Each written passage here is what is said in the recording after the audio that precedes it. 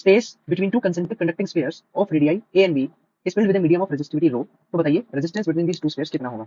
तो इस सवाल को सॉल्व करने की कोशिश करते हैं। सवाल में हमारे पास दो कंसेंट्रिक कंडक्टिंग स्फीयर्स दिए हैं। तो ये मैं मानता हूँ ये पहला स्फीयर होगा, ठीक है, this is the first sphere. और बच्चों इसके अंदर एक और स्फीयर है, दोनों कंसेंट्रिक है यानी कि दोनों का सेंटर सेम है, ठीक है बच्चों। पहले का मैं रेडियस मान लेता हूँ, इसका रेडियस ए है, सवाल में दिया गया है, छोटे वाले का रेडियस ए है और बड़े वाले का जो रेडियस दिया गया है वो कितना दिया गया है, वो भी दिया गया है, ठीक है, बड़े वाले का भी रेडियस दिया गया है। अब जो इन दो स्पेस के बीच का जो ये रीजन आपको नजर आ रहा है, ये फील्ड है किससे, एक मीडियम से, एक किसी मटेरियल से फील्ड है जिसकी रेजिस्टिविटी आपको रो दी गई है। तो बताइए रेजिस्टेंस जो है इन दोनों स्पेस के बीच में वो कितना होगा।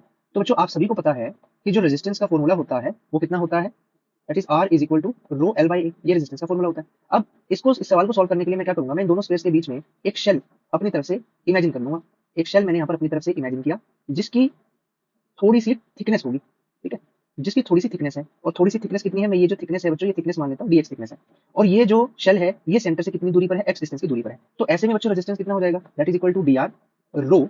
अब l आपका कन्वर्ट हो जाएगा dx में और area of this shell, that shell is what 4 into pi into x square. तो ये आपका रेजिस्टेंस हो जाएगा, यही रेजिस्टेंस हमें फाइंड आउट करना है। अब मैं क्या करूंगा, क्योंकि मुझे पूरा इस दोनों स्पेस के बीच में चाहिए तो मुझे क्या करना पड़ेगा, मुझे इस रेजिस्टेंस पर इंटीग्रेशन लगाना पड़ेगा। So if integrate both side, और इंटीग्रेशन में लिमिट कहां से कहां तक लूंगा, a से लेके b तक, a से लेके b तक, किसका, rho dx divide by 4 pi x square. तो बस हमें इस इंटीग्रेशन को सॉल्व करना है, you can get your answer.